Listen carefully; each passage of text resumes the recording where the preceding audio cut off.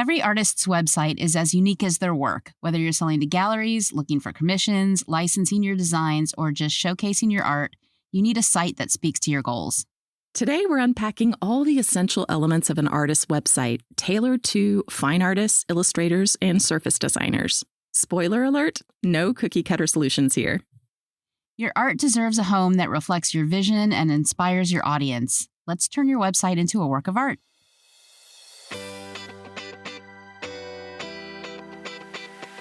Hi, this is Laura Lee Griffin. And this is Nikki May with the Startist Society, inspiring you to stop getting in your own way and start building an art biz and life that you love. We are artists who believe strongly in the power of community, accountability, following your intuition, taking small, actionable steps, and breaking down the barriers of fear and procrastination that keep you stuck. Follow along with us on our creative business journey as we encourage you on yours. First things first, Laura, why does every artist need a website? I mean, isn't Instagram good enough these days? Well, Instagram is great for getting eyes on your work, but you don't own it. Your website is your space to tell your story, to show your work in its best light, and actually control how people experience it. It's like the difference between renting and owning. A website is your forever home for your art. It's not at the mercy of algorithms or having your account suspended. Exactly. That's the worst. And I've heard so many stories of that, Nikki, where people's accounts are suspended and they lose all their followers in a day. Yeah, let's not do that. Let's not do that. And unlike social media, your website is all about you. There's no ads, no distractions, just your work and your audience. It's your digital home, your gallery, and possibly your storefront all rolled into one. So before we even talk about features, let's start with the big question. Who is your website for? Everyone? No, Laura. You know the saying, if you're trying to appeal to everyone, you're appealing to no one. Oh, right. So really, you need to narrow down your audience and purpose for your website. Are you trying to catch the eye of a gallery, attract wholesale buyers or licensors? Or maybe you're just selling directly to collectors and fans. Your audience dictates the design and content of your website. There are certain things that every artist website needs, but there are also elements that are geared to your specific form of art. The important thing to know is that you need to tailor your site to your business goals and the audience that you want to attract. For sure. So let's start with the basics that every artist website needs, no matter what your medium or industry. First up, clear navigation. Think of it like this. Your website is a road trip. Your menu is the map. If people get lost along the way, they are not going to stick around to see the view. And you know a lot about road trips, Nikki. Your life is one big, long road trip these days. Yeah, Laura, and if my GPS was as confusing as some artist websites I've seen, I'd probably be in Europe by now instead of California. There is an ocean in between, though. That might be hard to get your bus across the ocean and not realize it. Technicality. Well, speaking of getting lost, I once spent like 10 minutes on an artist's website trying to find their contact info, and it was hidden under a menu item called Whispers. Like, what? Whispers? Okay, don't get clever and artsy with your navigation. Save that for your actual art. Your menu should say things that are really clear, like about, portfolio, shop, contact. Yeah, and visual clutter is a real thing. So if someone is overwhelmed or confused by the options, they're just going to drive on by. Definitely. Next up, high-quality visuals are everything. Your website is a visual medium, so if your images are poorly lit, really low resolution, or just not cropped straight, your work isn't going to shine. Oh my God, Laura, don't get me started about artists' images that aren't cropped straight. Nobody needs to see a trapezoid with a piece of the frame still in the shot, right? And a pro tip, resize your images for the web. Big files slow your site down, but low-quality images look really amateurish. Balance is absolutely the key. Yeah, I know I have been scared before to put higher res photos of my work on a website portfolio that's open to the public because I don't want my designs, Nikki, to be easily stolen. Well, here's the thing, Laura. If people are going to steal your designs, they're going to steal your designs. The difference between 800 pixels, 1,000 pixels, or 2,000 pixels isn't really going to stop someone. Yeah, and I guess especially with AI these days, being able to pretty much create a high-res version of anything, that it's probably a silly thing to worry about. Right. So don't be afraid to put higher resolution images on your site because you want them to look as good as possible. But also don't put like 3,000 or 5,000 pixel wide images out there because big files will slow down your site. And if things take too long to load, people are out. So what's the perfect size then, Nikki, in your professional opinion? Honestly, there isn't a perfect size in pixel dimensions, but the size that really matters is the file size. Okay. So aim for images to be less than 200 or 300K if possible. But it's not really a hard and fast rule. I believe people are willing to wait a little longer for things to load when they're looking at art, but you definitely want a balance between great images and decent file size / speed of loading. So another question for the website expert in this session. What picture format should you use? JPEG, PNG, that new fancy web format that I can never remember the name of that is like lower in size? Well, JPEGs are best for photographs and images like paintings that have a lot of shading, different values. And a PNG is best for graphic images, things like vector designs and illustration that have flat areas of color, or when you need a transparent background. Okay, what about that newer format that is only for websites? Okay, so the new format is called WebP. It's WEBP. It's an open source image file format that Google developed to create smaller, faster, high quality images for the web. It has all the good things in JPEGs and PNGs, lossy and lossless compression, animation, and transparency. The only reason not to use it is if your grandmother's still using Internet Explorer, which they don't even make anymore, but Granny wants to see your art. I used to always use Internet Explorer, right? Back in the day. Don't admit that, Laura. Okay, so note to self, I should be looking at using that WebP format moving forward. Also, I think my plugins on my website will actually do that for me if I want. I think they'll convert it for me. Yeah, there are definitely plugins that can do that for you, but make sure if you make the switch that you test your site thoroughly so you don't have any broken images on the site. Yeah, that's just another tech fear that I have, Nikki, is like having all of a sudden none of the images on my website work. Like maybe I need an expert for that. Hey, Startists, it's Nikki here. Do you know that I've been building websites since the 90s? Back when you had to wait for someone to get off the phone to get online? But don't worry, my websites are anything but outdated. I specialize in creating professionally designed sites that are totally customized to your unique style. Whether you need a shop for selling your art, a blog to share your creative journey, or just a simple, beautiful portfolio to showcase your work, I've got you covered. I make sure that your site works for you with features that fit your needs and a design that complements your art. And the best part? You won't have to spend a fortune to look like the pro that you are. Ready to take your online presence to the next level? Visit nikkimay.com to learn more, and let's get started.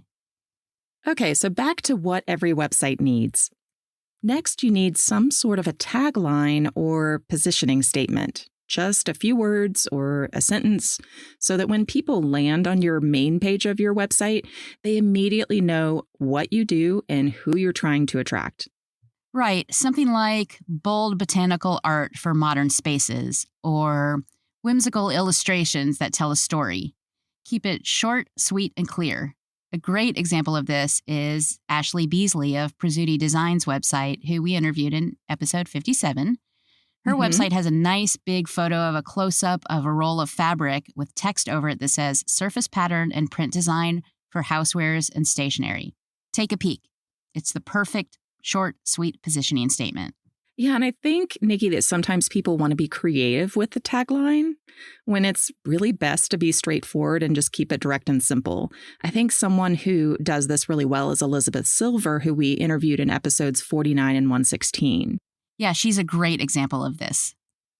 Yeah, now her current tagline reads, 2 decades of surface pattern design experience at your service. And then beneath that, it reads, whether you need help navigating the surface design industry as a designer or you need amazing art for your products, I've got you. And then she has navigation buttons to click beneath that phrase to take you to the place on her website that corresponds to each audience. I think that's so great to be able to talk to two different groups of people in a very clear way. Yeah, she does a really great job of letting you know immediately what you can expect on her website. So yeah, just like your navigation, keep your words simple and understandable. This is not the time to take out your thesaurus and come up with the most obscure words you can. So it wouldn't be a good idea to use the tagline, "Verdant vigor, where chromatic flora meets audacious aesthetics." No, Laura, it absolutely would not. Put your thesaurus back on the shelf. Unless you're exclusively targeting pretentious art critics who drink bourbon with their pinkies extended. Now let's talk pages. So every artist website needs a few essential pages: home, about, portfolio, and contact. Now these are non-negotiables. Right, your homepage is your first impression. Make it count. Showcase your best work and include that tagline we just mentioned. The simple one, not Laura's. Below that, you might show some recent collections or collaborations, announce an upcoming gallery opening, or a trade show you'll be displaying your art or products at. Now, the homepage is also a good place to have an excerpt from your latest blog entry if you have a blog, and to have a photo and a brief intro to who you are that is continued on your About page. Right, and speaking of your About page, this is your chance to connect with your audience, tell your story, share your inspiration, include a bio, your general artist statement, and if it's relevant, your CV or resume. This shows galleries and collectors that you're serious about your art and helps them get to know you a bit more. And for the love of all things creative, include a photo of yourself. Yes, people want to see the artist behind the art. At least have a headshot, but also consider some images of you working in your studio. And make it easy for collectors or art directors to connect with you. Make sure your contact info is easy to find. Use a form or link directly to your email. Don't make people go dig for it. But even though we just said a contact page is essential, sometimes when I'm designing a website, I'll include contact info and a form in the footer throughout the site instead of on a separate page. If you have different ways you want people to contact you for different things you do, for example, for customer service on your shop, a special form for commissions, another method for potential licensing deals, then you definitely need a full contact page for that. So, Nikki, how do you handle contact forms on your own website? Well, I have a contact page with a form that people can use to send a message or ask a question. But in the footer on every page, I have an email sign up for my very scarcely sent newsletter. We're going to talk about that soon. Absolutely. And at various other places throughout the site where it makes sense, I have a call to action related to that page. For example, on my page about website design, it says, need a new logo or website, and has a button that says, yes, send help. And that links to a design inquiry form. But on some client websites where they only have one focus, I just have a simple contact me form in the footer. Yeah, I have a contact link in my header that takes you to a page with a form. And I have email opt-ins on pretty much every page on my website somewhere. So people who want to hear from me can get those emails that I'm currently not sending them. Laura, maybe we both should be taking notes for our own upcoming email marketing series. Hey, do as we say, not as we do, right? Right. Well, the footer is also a great place to include your social media links so people can easily find and follow you. Your Instagram is much more likely to be frequently updated than your website. And I actually have an Instagram plugin on my main homepage at the bottom that cycles through pictures. So that's a great idea as long as you're updating your Instagram feed regularly. These days, a lot of people aren't updating their feed. They're just using stories. And that won't show up in one of those plugins. So right. If you're constantly updating your Instagram feed, I think that can be a great idea. Also, you'll see a lot of people put their social media links in the header above all their content. And I really don't like that way of doing it because it can lead people away from your website before they've even looked at it. So I definitely prefer it at the bottom of the page. That's smart thinking, Nikki. I didn't think about that before. And that's why they pay me the medium bucks, Laura. Now let's get to the juicy part, the portfolio. Now, it's frequently the reason people are visiting your site in the first place, so let's talk about how to make it amazing. So, first thing, your portfolio should be curated. Think of it like a gallery show. You wouldn't hang every sketch or experiment on the walls. So, don't clutter your website with everything you've ever made. Show only your very best work, the pieces that represent you as an artist and align with the audience you're trying to attract. And don't show work that you don't want to do in the future. Right. So that you're attracting, people are going to contact you and say, oh, can you do this for me? And you're like, oh, I hate doing that thing. Right? All right. So let's talk about how you can organize your portfolio. One option is by medium. So paintings, drawings, digital work, for example. And this works well for fine artists who work with a variety of different media. Another approach is to organize by collection or series, especially if your work follows themes. For example, you might have a collection of botanical illustrations and another of abstract patterns. And if you're using collections, consider adding an artist statement or at least a short description for each collection. It gives context to your work and helps viewers connect with it. And you can include details, the title of the piece, medium, size, etc. Many artist portfolios out there just have a series of images without any details. And this is especially important if they're for sale. Absolutely. The worst thing trying to sell something to somebody is if, they see a beautiful image and they think it's going to be like 3 or 4 feet wide and it's like 10 inches. Exactly. All right, for graphic designers and illustrators, you might take a different approach. Case studies can be really effective to give a prospective art director an idea of what it's like to work with you. Instead of just showing the finished work, break down the process, what the project goals were, how you approached the design, and what the outcome was. It's storytelling for your work. Clients love to see not just what you made, but how you think and solve problems. And don't forget to tailor your portfolio to your goals. A fine art portfolio might be more limited, focused on your best pieces to impress galleries or collectors, but a licensing portfolio should be more extensive, showcasing the type of work that you have available to license. And for illustrators, it's less about volume and more about range. Show different styles, subject matters, and applications: editorial, children's books, advertising. Your portfolio should answer the question, what can I hire you to do? Yeah, and for illustrators, I know we've talked before about having a signature style and how that if your goal is like licensing, maybe you really want to show that strong signature style. But if you're looking at getting jobs in a lot of different areas, it's actually not a bad thing to show that you have the ability to do multiple styles, right? Right. Okay, so for surface designers, to mock up or not mock up, Nikki? That is the question. Well, that also applies to graphic designers and illustrators. And I'm of the opinion, yes, mock that shit up. Well, I think it can show your professionalism, but I've also heard from panels of art directors before that say they don't care about that.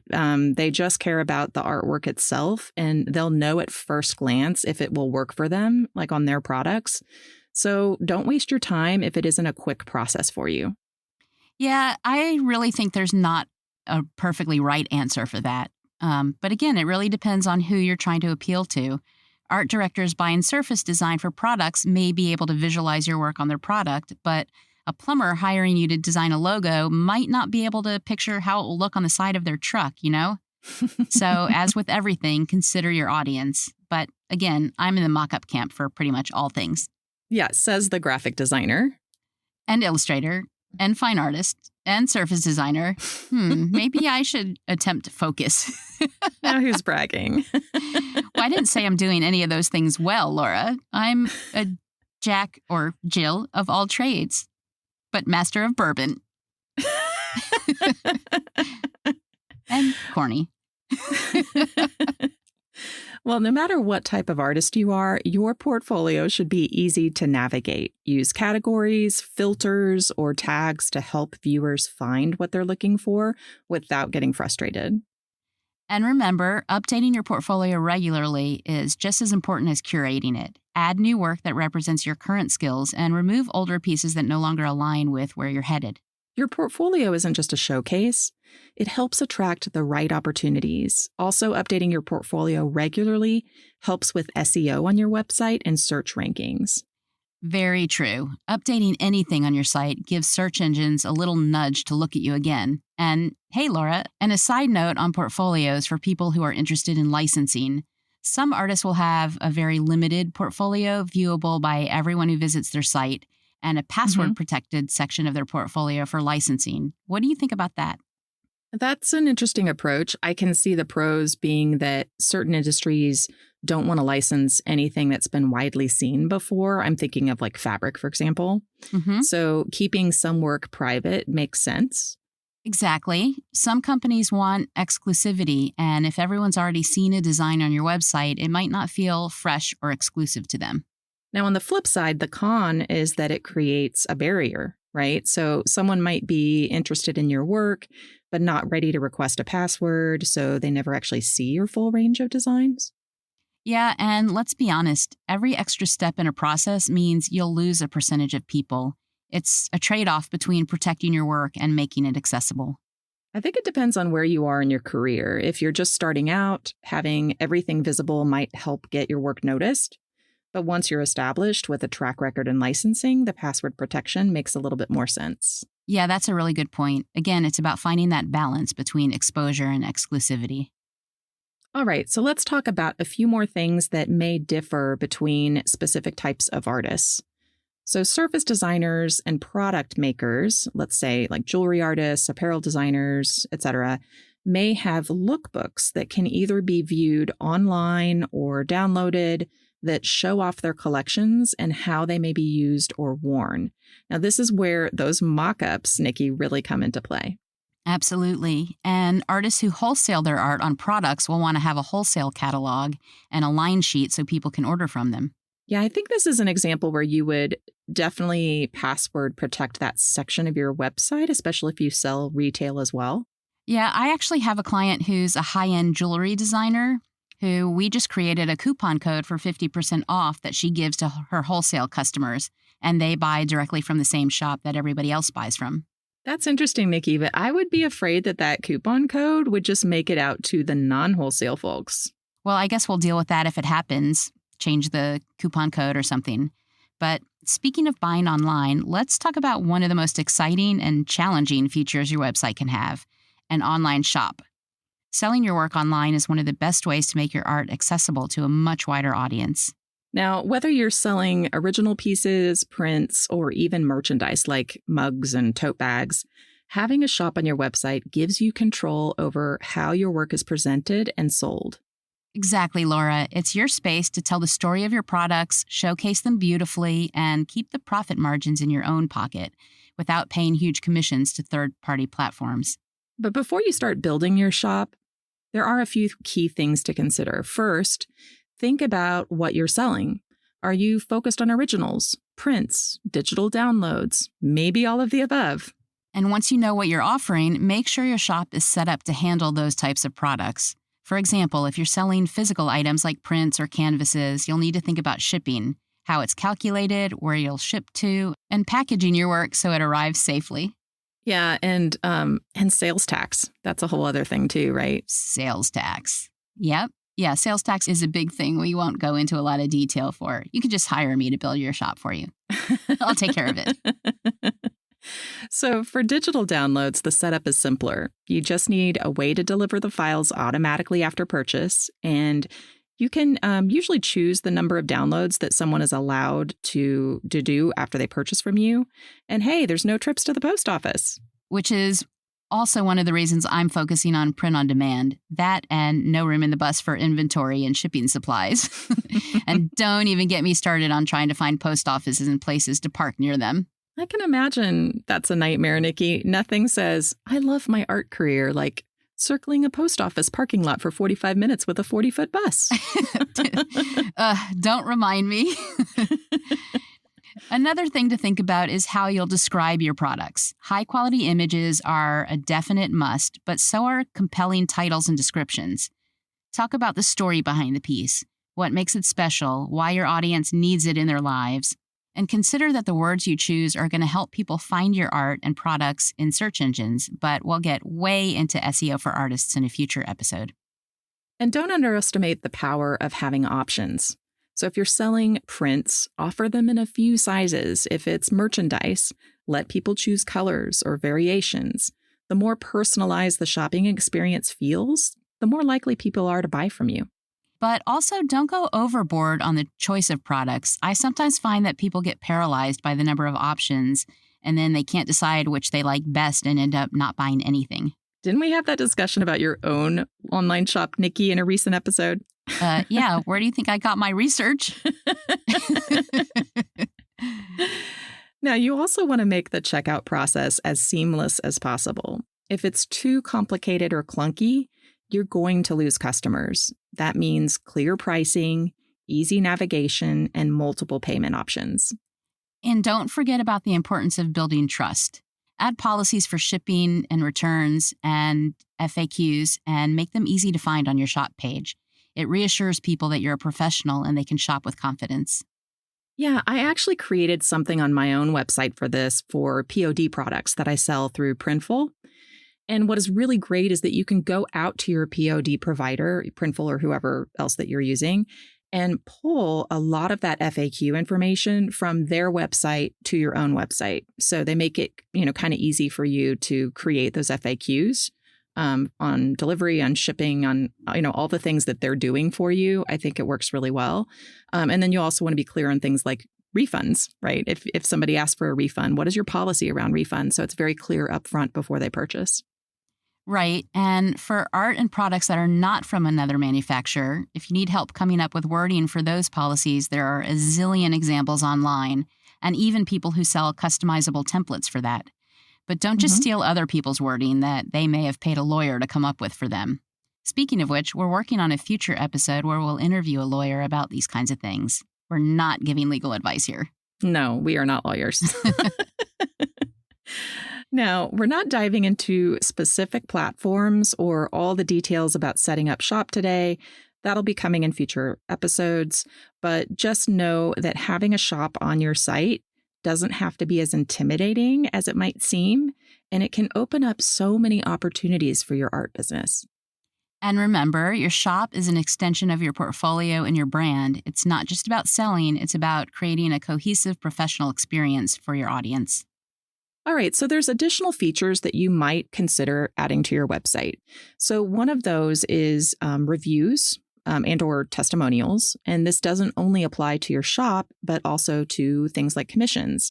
Now, I found that having testimonials from my Copic class students has been incredibly valuable for building trust with potential new students on my own website. Yeah, Laura, testimonials are always a great idea. Another thing that is semi-optional but highly recommended, an opt-in for your email newsletter.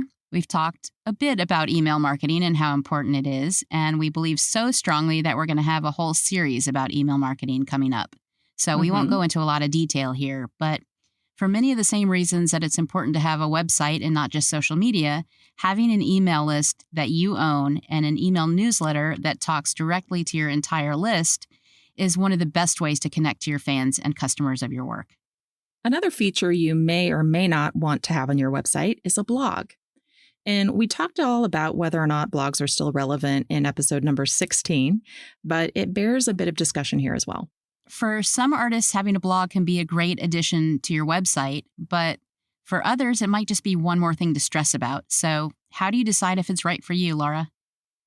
Well, first, let's look at the pros. A blog is an excellent way to build connection and relatability with your audience.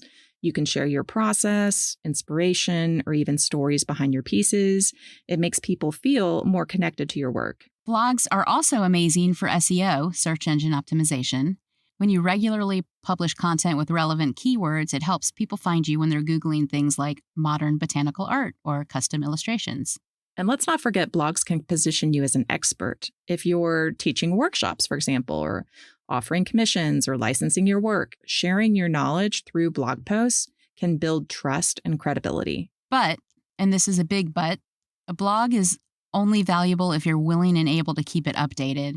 An abandoned blog with your last post from 2 years ago can make your website look neglected. Are you talking about my blog, Nikki? No, Laura, I'm talking about my own, which is why I hid the link to it on my website. Yep. So do as we say, not as we do. Exactly. That's pretty much our motto in every episode, isn't it? Professional advice from semi-professional artists. But back to blogging.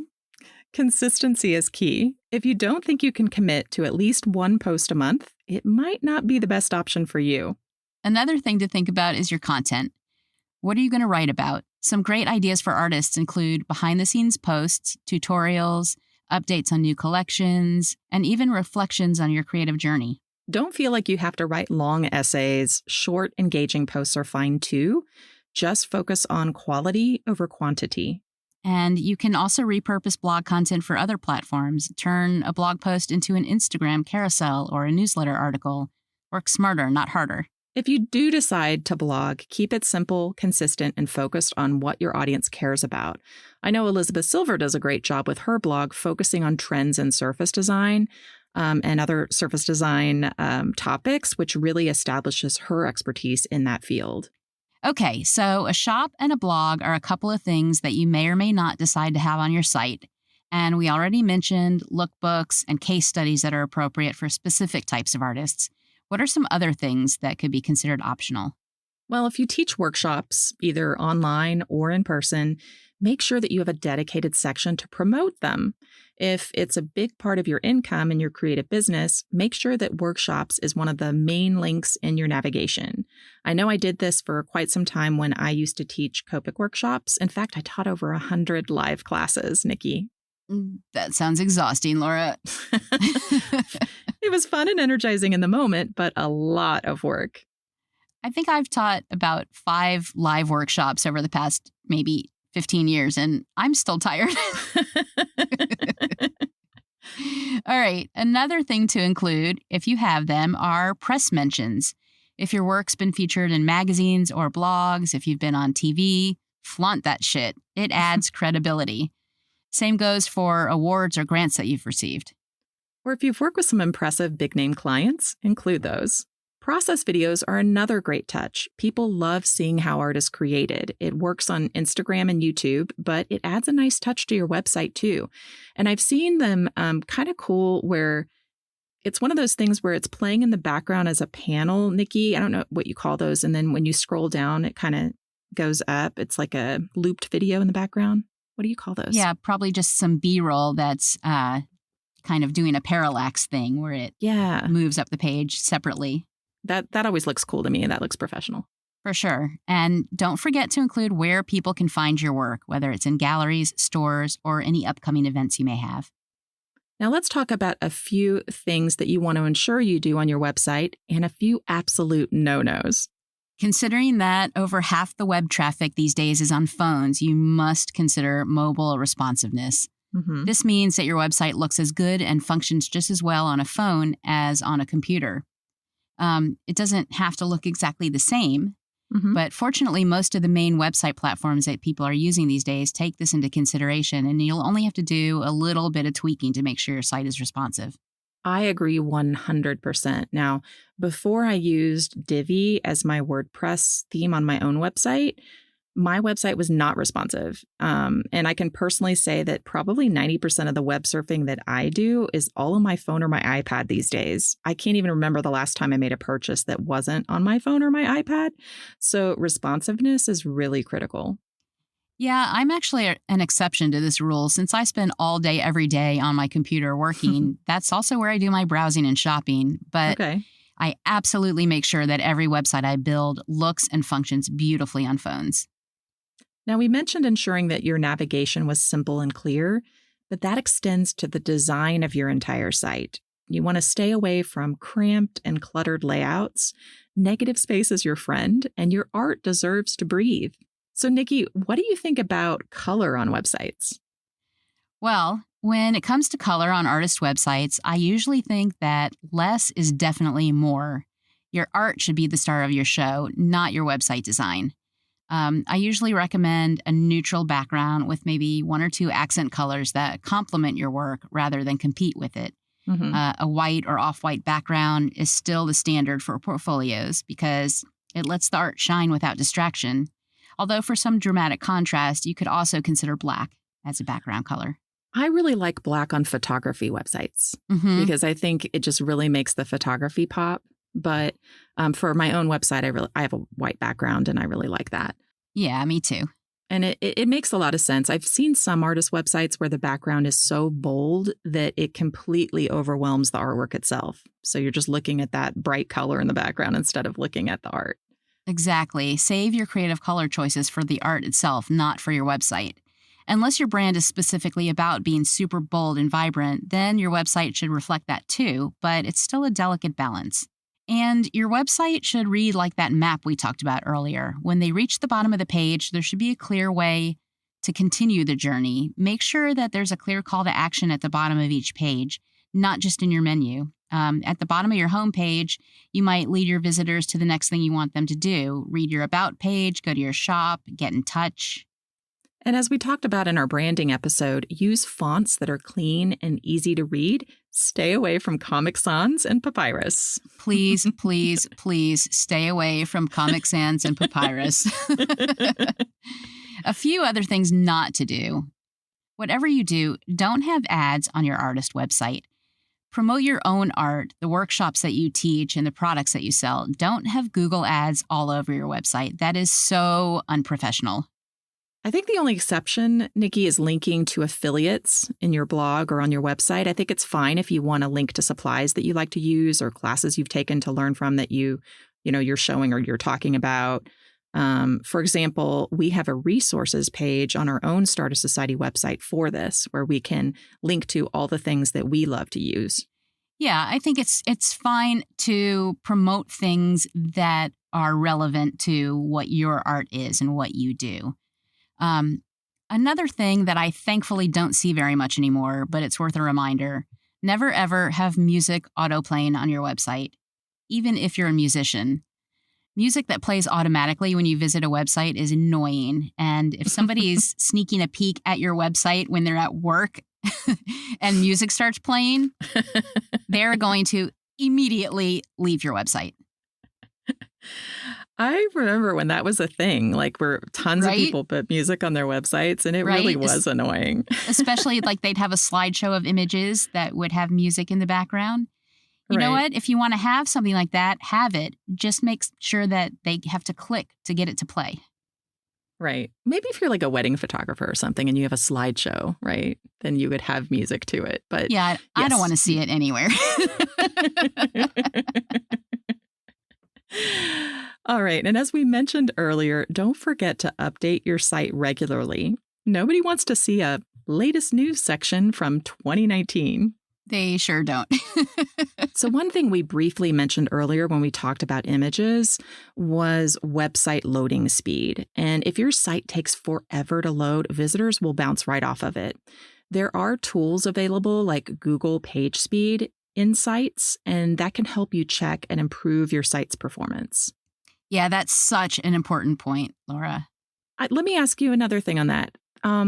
Caching. Caching is something you can do for your website too, right? To make it load quicker?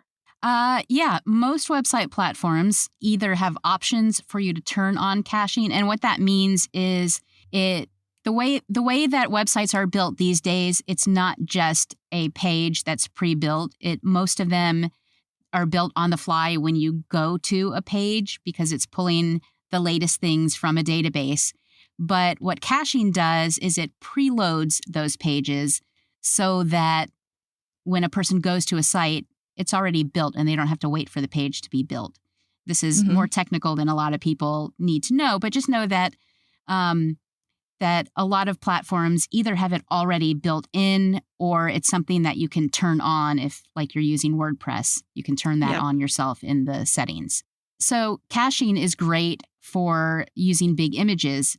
A lot of people don't realize how much, like we mentioned before, a lot of artists don't realize how much those huge image files are slowing down their sites. So caching can definitely help with that. And speaking of technical details, make sure your site has an SSL certificate. That's what puts the S in the HTTPS. It shows your visitors that your site is secure, which is especially important if you're selling directly from your site. It also tells Google that you're legit, since the Google gods don't like insecure sites. I have an SSL certificate, Nikki, on my site. Oh, what a good girl. And really, most platforms give it to you for free with your hosting. Right. And one last thing, don't forget about accessibility. Make sure that your text is readable, your color contrast is sufficient, and always add alt text to your images so that visually impaired visitors using screen readers can still appreciate your content. Definitely. Making sure that your site is accessible isn't just being about inclusive. In many places, it's actually a legal requirement these days. All right, Nikki, let's recap the essentials. What does every artist website need? Well, you need clear navigation, high-quality images, an about page, contact info, a portfolio, and mobile responsiveness. And if you're selling products, a shop page. Now, what should we avoid, Nikki? Well, definitely avoid clutter, bad fonts, outdated content, and anything that makes your site really slow or hard to use. Perfect. So if your website is missing any of the necessities, don't panic. We've got you covered with a free artist website checklist, which includes the tips we talked about in this episode and a few links to websites that can help. To read today's show notes and download that checklist, go to startistsociety.com/website needs. Next week, we'll be diving deeper into website platforms specifically for artists, comparing options like WordPress, Squarespace, Wix, Shopify, and more to help you choose the right one for your needs. Yeah, that's going to be a fun one. Choosing the right platform can save you so much headache down the road. If you've enjoyed today's episode, we'd love for you to leave us a 5-star rating and review. Reviews help us reach more Startists like you and keep us inspired to create new episodes. Thanks for listening, and we'll see you next time.